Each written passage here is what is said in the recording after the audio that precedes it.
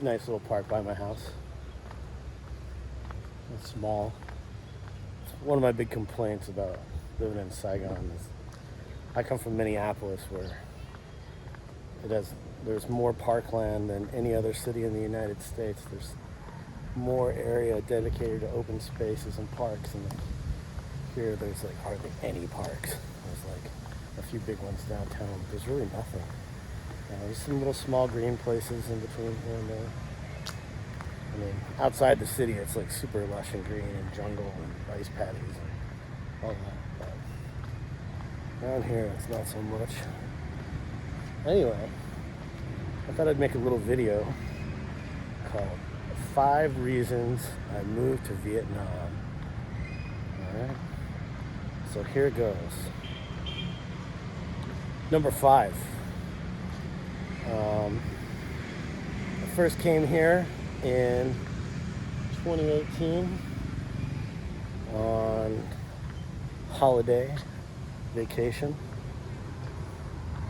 I decided I was going to go to Southeast Asia. I was going to go stay for 2.5 months, a month in each place. So I decided first to go to Vietnam just because I was really curious and people had said so many great things about it. And the fact that my dad fought in the war here and talked about it incessantly. So that was one of the reasons. So I came here, I spent a month. On my way here, I had decided that I was going to do a video project about my father's time during the war and actually find the place where he fought. And you can watch it. It's in my videos. I'll put a link in the right here in the video so you can watch it if you're curious. But I found where he fought out in the country. It was like close to the DMZ. But for that, I had to hire an interpreter because I don't speak Vietnamese very well. I'm learning a little bit every day, but anyway, so I hired an interpreter. This interpreter is named David. He owned an English center, and after we were finished with the video project, he asked me, I want you to do me a favor. I want you to come to my school, my English center, and teach my students about Halloween. And he gave me a day to prepare, so I made a very kid-friendly PowerPoint presentation about Halloween. No blood and gore, just, witches and ghosts and skeletons and vampire and all that. And I did it. I went to his class, I taught his students. We had a great time, the kids loved it. They were running around. We wrapped them up like mummies using toilet paper. They thought that was hilarious. And my friend David said that I did such a good job to go home, get my TEFL degree. Now I have a TESOL degree. And come back to Vietnam, and he immediately would hire me. Immediately on the spot, no questions asked. So, 'cause he thought I did a great job teaching, and I was a natural teacher. So I went back to the States. I did kind of an online TEFL course out of the Philippines for a while. That was kind of BS, kind of lame. It was basically like, read this book and write 8 papers about it. I didn't feel like it was giving me really any a full scope of how to teach. So then COVID hit, and I was stuck at home for 2.5 years, and I didn't work hardly for a year. And so I just saved my money up bartending after I was able to work again. And I found an in-class instruction on how to teach English, ABSE. It's about 5 videos back. You can watch it if you're interested. So that's number 5, is why I moved to Vietnam. All right, let's see what number 4 is. Number 4, reason why I moved to Vietnam.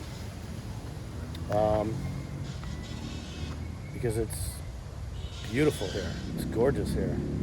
And it's just a different way of life. And I just needed a change of pace. I've been involved in the punk rock movement for over 25 years now. 28 years, almost 30 years.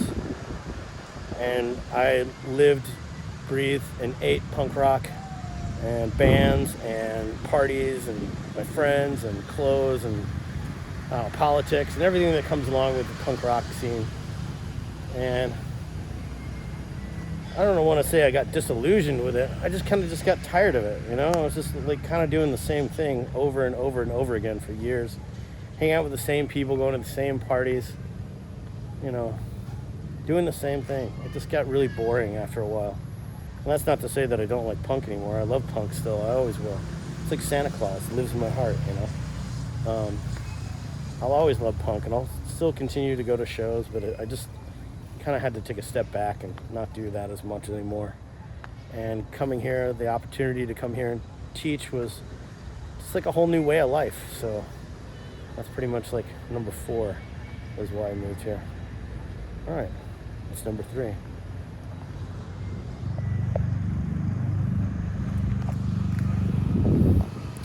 Number 3, reason I moved to Vietnam. Politics.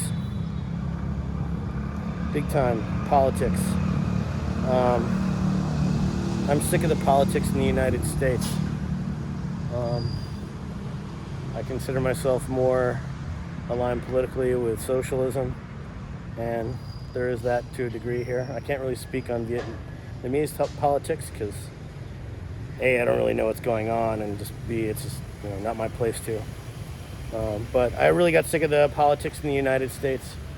You know, I went through Bush, Clinton, Bush, Obama, and unfortunately the evil one, Donald Trump. And just nothing changed, you know, over, roughly over 20 years or more of different presidents promising all of these things. Nothing really changed. And the government, I just think, is completely inefficient and can't get anything done. I don't trust the Electoral College. I believe in direct democracy. I think that when you vote, your vote should go to the person that you voted for, not to some college to decide who they're going to vote for. And then just, just the racism, gun culture. You know, Trump really brought out who all of the assholes are in the United States. He really did. You know, he gave them a license to be like, hey, look at me, I'm the asshole.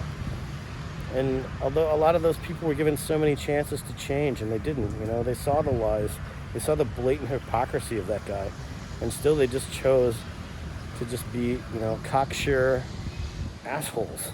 And I just needed to get away from that. And there's a lot of those people out here too that live here, especially in Thailand. There's a lot of, like, you know, middle-aged white men that think they're better than everybody else. But I don't know, these are just my opinions. You can take them, leave them. If you don't, you can, like, say what you want down in the comments section. I don't care.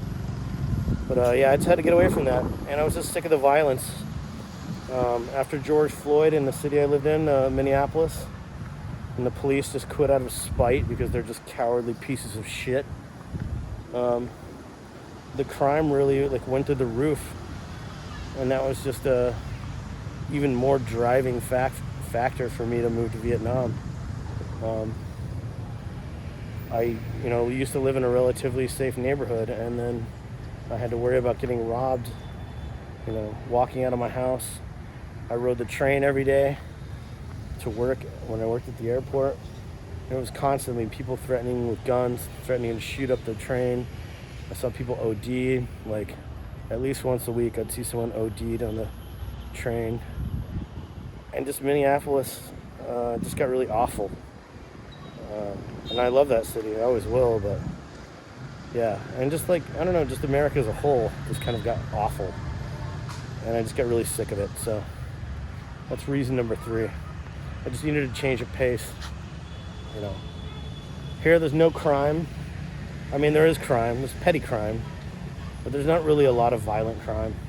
I don't worry about people robbing me here, or like violently robbing me. You know, if you leave your phone laying out somewhere, someone's gonna grab it, you know. And there are parts of the city where if you don't have your wits about you, you can get pickpocketed or you can get bag snatched, but I don't worry about violent crime, I don't worry about gangs, I don't worry about mass shootings. you know. I don't worry about any of that stuff. Hello, how are you? This guy's wants to be in the vlog. Hi. Hi. Cool t-shirt. Yeah. Say hello, YouTube. Hi. Hi, guys. Okay. So anyway, here, we'll take a break and then I'll get to number 2.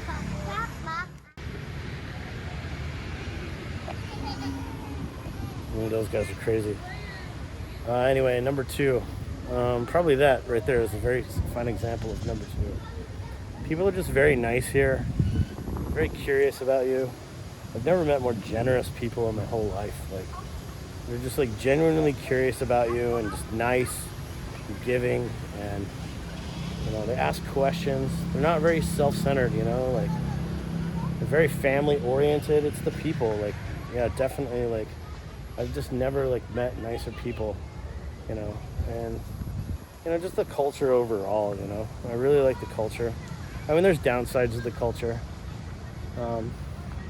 Some people like have different views about how animals should be treated, and that, I mean, it's not widespread, but you know, some of that is different, and there is like spousal abuse, and there's not really much done about it in the culture, and that kind of bugs me, you know. But other than that, you know, I don't know, man. I just think people are really great here. They're just super nice. The food's good here, you know. I don't know. Yeah, so I don't know. I guess the people. People is number 2. I love the people here. And every day is something new. Talking to new people. People are, you know, you walk down the street and everyone's like, hello, hey, oh, hey, where are you from? Like, these little kids just came up. They're like, where are you from? My name's Alex. My name's Ball. My name's Kim, you know, and they're just like very friendly. And just other people too, like older people are super nice. They want to know about you. I tell them my father was in the war. They get curious. They want to ask questions. You know, the people, number 2, definitely number 2. Number 1's coming up. All right. Number 1 reason I moved to Vietnam: quality of life. There are some downsides and there are some upsides. The affordability of this country is insane. I pay $220 for a 2-bedroom house in a very safe neighborhood. Meals are $1. A meal on the street, a vegan meal, is 50 cents. My phone bill for 6 months is like, I don't know, $50 for 6 months. My utility bill a month is, that's a little expensive because I run my air conditioner all the time. Probably about $40 a month. Yeah, the quality of life, like the weather's always nice. It's always warm. It's hot. So if you don't like hot weather, it's definitely not a place for you. But it's beautiful. The plants are beautiful. The trees are beautiful. The women are beautiful. The men are beautiful. The food is delicious. All that. Learning how to ride a motorbike. I'm sure some of you have watched like videos of how crazy the streets are here. And they are crazy, and they are chaotic, and there is really no law when it comes to riding a motorbike. But I learned how, and it's really not that difficult. It's actually pretty chill. Yeah, and motorbikes are inexpensive, and it's just like easy to get around, you know. I don't know, I think the city's big. Out of here, shoe. The city's big and confusing, but the first year I lived here, I just spent so much time taking taxis to and fro schools and jobs and stuff. I learned the layout pretty well, so I can pretty much drive wherever I want in the city now and not get lost. Every now and then I'll have to pull over to the side of the road and like look at a map, but I really don't have much problem. And yeah, food. I don't know, just beauty. In some ways, I have a lot more freedoms here than I used to. You know, as far as, I don't know, just certain things. I don't know, just certain things I have more freedom with. Other things not. You know, politically, I don't have as much freedom, but I don't know, man. I'm just so jaded by politics that I just don't really care. You know, so far removed from the Vietnamese political system, and they're pretty secretive. They don't really tell anybody what's going on anyway, so, you know. And whenever they make a decision, it's done. You can't, like, vote on it, so you just kind of accept it. So I do know that most of the time they have the people's best interests at heart, and that matters to me. I don't know, it seems like they get a lot more done than the United States does politically, so I don't know. And I really like their pacifist constitution. I think it's great. So I don't know, just quality of life. Now, as far as like medical, that's a little different area.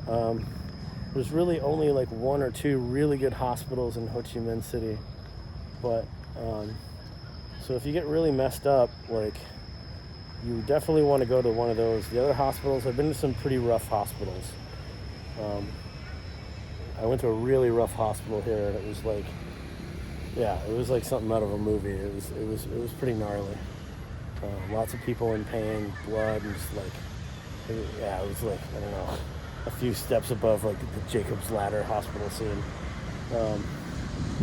But yeah, definitely if you get hurt, like, or you get messed up really bad, you're probably going to want to go to Thailand or something to get like really, really good medical care. Like Vinmec, the main hospital downtown, is pretty good. It's like the equivalent of like a United States hospital, but that's really like the only hospital that I've seen.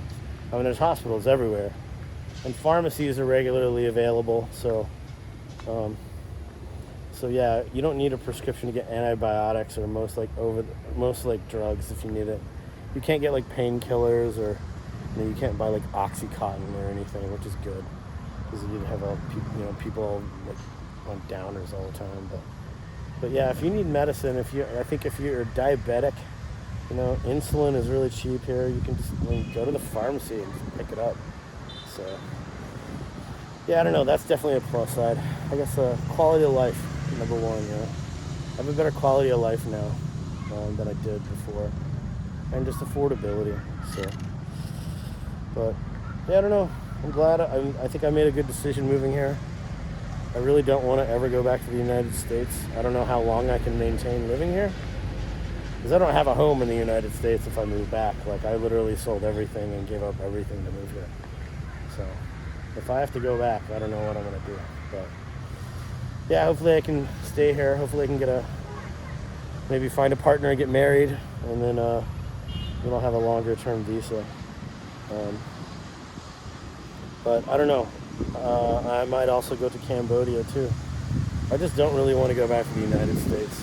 Ideally, I'd like to live in Thailand, but I need a bachelor's degree to teach there, and I don't have a bachelor's degree, or time or the money to get one online. So I don't know. Maybe in a few years, if this YouTube picks up and I have some money, I can take a break from teaching for a little bit and get my bachelor's. So, but anyway.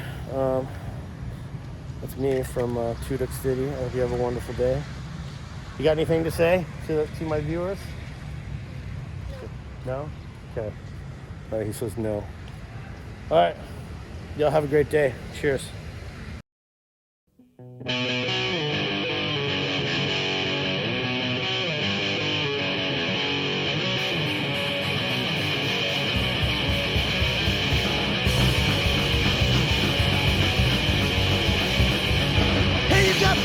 You can fuck up our hands, but fucking badge uniform, going beer, feet slow, you're a shit, you're fucking wrong, the uniforms to make you gut, we're in the back, on their chest, tell them we're gonna giraffe.